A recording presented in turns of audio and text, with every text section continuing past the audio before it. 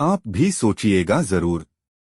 रंजना सिलाई मशीन पर बैठी कपड़े काट रही थी, साथ ही बड़बड़ाए जा रही थी, उफ ये कैंची तो किसी काम की नहीं रही, बित्ता भर कपड़ा काटने में ही उंगलियां दुखने लगी हैं। पता नहीं वो सोहन ग्राइंडिंग वाला कहाँ चला गया, हर महीने आया करता था तो कॉलोनी भर के लोगों के चाकू कैंची पर धार चढ़ा जाता था, वो भी सिर्फ चंद पैसों में। सोहन एक ग्राइंडिंग करने वाला यही कोई 20 से 25 साल का एक युवक था, बहुत ही मेहनती और मृदुभाषी, चेहरे पे उसके हमेशा पसीने की बूंदें झिलमिलाती रहती, लेकिन साथ ही मुस्कुराहट भी खिली रहती। जब कभी वो कॉलोनी में आता तो किसी पेड़ के नीचे अपनी विशेष प्रकार की साइकिल को स्टैंड पर खड़ा करता, जिसमें एक पत्थर की ग्राइंडिंग व्हील लगी हुई थी, और सीट पे बैठ के पैडल चला के घूमते हुए पत्थर की व्हील पर रगड़ दे के चाकू और कैंचियों की धार तेज कर देता। इसी बहाने कॉलोनी की महिलाएं वहां इकट्ठा होके आपस में बातें किया करती। जब वो नाचती हुई ग्राइंडिंग व्हील पर कोई चाकू या कैंची रखता तो उससे फुलझड़ी की तरह चिंगारियां निकलती, जिसे बच्चे बड़े कौतूहल से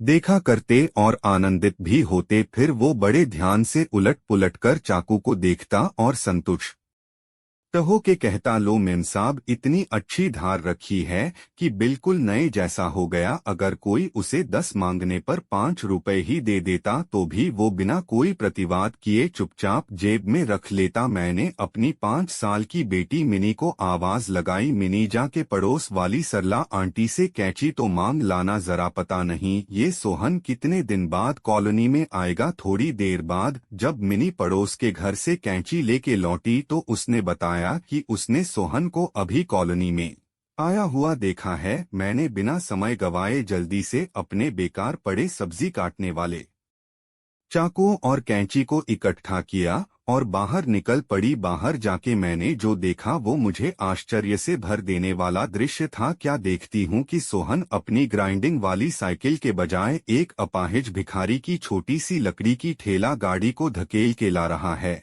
और उस पर बैठा हुआ भिखारी भगवान के नाम पे कुछ दे दे बाबा की आवाज लगाता जा रहा है। उसके आगे पैसों से भरा हुआ कटोरा रखा हुआ है और लोग उसमें पैसे डाल देते थे। पास आने पर मैंने बड़ी उत्सुकता से सोहन से पूछा, सोहन ये क्या, और तुम्हारी वो ग्राइंडिंग वाली साइकिल? सोहन ने थोड़ा पास आके धीमे से फुसफुसाते हुए स्वर में कहा, मेम साहब, सारे दिन चाकू कैंची तेज करके मुझे मुश्किल से 70-80 रुपए मिलते थे, जबकि ये भिखारी अपना ठेला खींचने का ही मुझे 150 दे देता है, इसलिए मैंने अपना पुराना वाला काम बंद कर दिया। मैं हैरत से सोहन को दूर तक भिखारी की ठेला गाड़ी ले जाते देखती रही और सोचती रही, एक अच्छा भला इंसान जो कल तक किसी सृजनात्मक कार्य से जुड़ा हुआ समाज को अपना योगदान दे रहा था, आज हमारी ही सामाजिक व्यवस्था द्वारा भ्रष्ट कर दिया गया। हम अनायास एक भिखारी को तो उसकी आवश्यकता